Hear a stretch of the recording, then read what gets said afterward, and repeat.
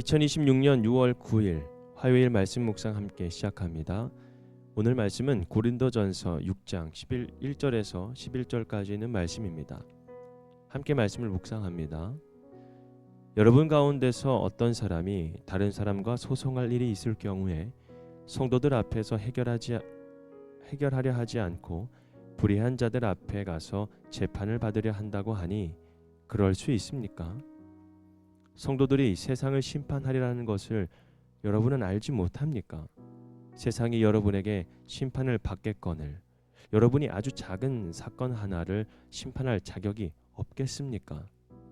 우리가 천사들도 심판하리라는 것을 알지 못합니까?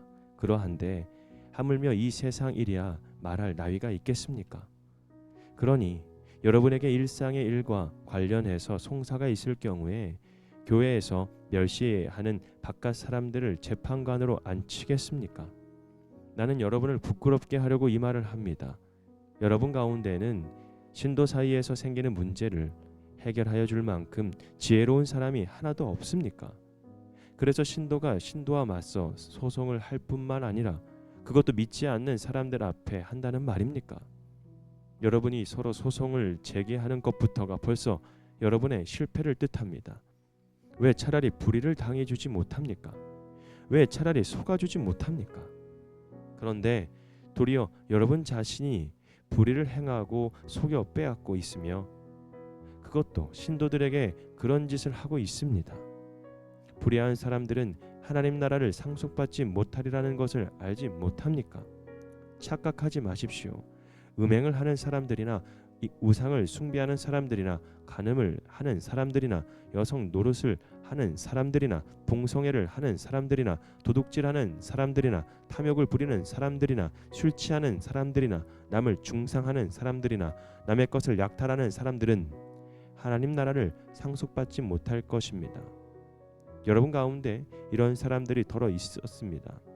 그러나 여러분은 주 예수 그리스도의 이름과 우리 하나님의 성령으로 씻겨지고 거룩하게 되고 의롭게 되었습니다.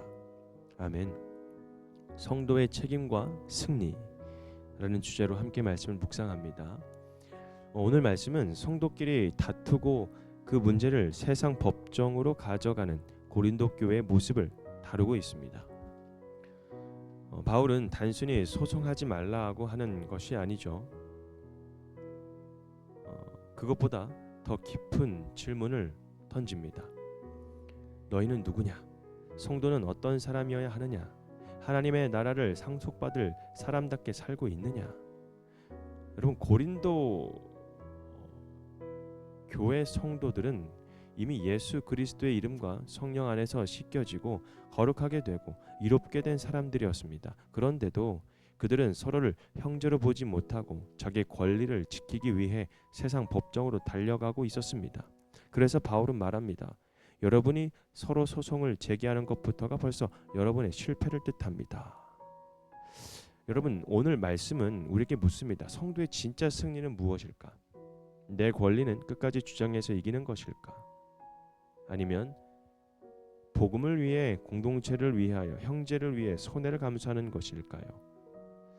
오늘 말씀의 첫 번째로 성도는 문제를 세상 방식이 아니라 복음의 지혜로 풀어야 한다는 것을 알려주고 있습니다. 1절에 보면 바울은 성도 간의 문제가 있을 때 불의한 자들 앞에 가서 재판을 받는 것에 대해서 책망을 하고 있습니다. 물론 법과 질서가 필요가 없다라는 말은 아닙니다. 그러나 바울이 책망하는 것은 무엇이냐면 성도들이 공동체 안에서 믿음과 지혜로 풀어야 할 문제까지 세상 방식으로만 해결한다라는 점입니다. 교회는 단순한 모임이 아닙니다. 그리스도의 몸입니다. 성도는 단순한 관계 또한 아닙니다.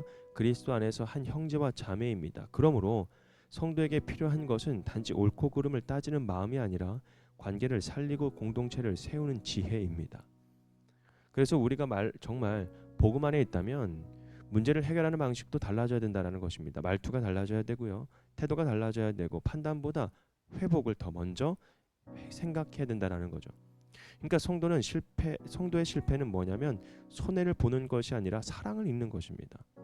7절의 말씀을 보면 바울은 여러분이 서로 소송을 제기하는 것부터가 벌써 여러분의 실패라는 것입니다. 참 무서운 말이죠. 세상은 이기면 승리라고 말합니다. 하지만 바울은 형제를 상대로 이기려는 마음 자체가 이미 실패라는 것입니다. 왜 그럴까요? 성도의 승리는 상대를 꺾는 데 있지 않고 그리스도의 사랑을 지키는 데 있기 때문입니다. 그래서 바울은 묻죠. 왜 차라리 불의를 당해주지 못합니까? 왜 차라리 속아주지 못합니까? 여러분, 이 말씀은 무조건 참고 억울함을 덮으라는 뜻은 아니죠. 다만 복음을 위해, 공동체를 위해, 형제를 잃지 않기 위해 때로는 내 권리를 내려놓을 수도 있어야 된다는 뜻입니다. 성도는 손해를 보면 실패하는 사람이 아닙니다. 사랑을 잃으면 실패하는 사람입니다. 공동체를 무너뜨리면 실패하는 사람이죠. 복음의 가치를 잃으면 아주 실패하는 사람입니다. 오늘 우리도 돌아봐야 됩니다. 내가 붙들고 있는 권리 때문에 관계가 무너지고 있지는 않은가? 내가 이기려는 마음 때문에 복음의 향기를 잃고 있지는 않은가? 여러분, 성도의 승리는요, 과거의 죄가 아니라 은혜의 신분으로 사는 겁니다. 9절에서 10절까지는 말씀을 보면 바울은 하나님 나라를 상속받지 못할 삶에 대해서 모습을 말하고 있습니다. 그리고 11절의 말씀에 이렇게 선포를 하죠. 여러분 가운데 이런 사람들이 더러 있다라고요.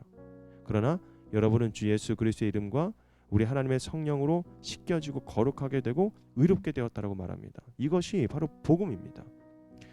우리는 본래 죄인이었죠. 우리 안에도 욕심이 있었고 분노가 있었고 자기 중심적인 생각이 있었습니다. 그러나 예수 그리스도께서 씻겨주신 것입니다. 성령께서 우리를 거룩하게 해주셨고 또 하나님께서 우리를 의롭다라고 하셨죠. 그러므로 성도의 방식은 여러분 과거로서 살 수 없는 것입니다. 이미 은혜를 받은 사람답게 살아야 되는 것이죠. 그래서 성도의 책임은 무거운 짐이 아닙니다.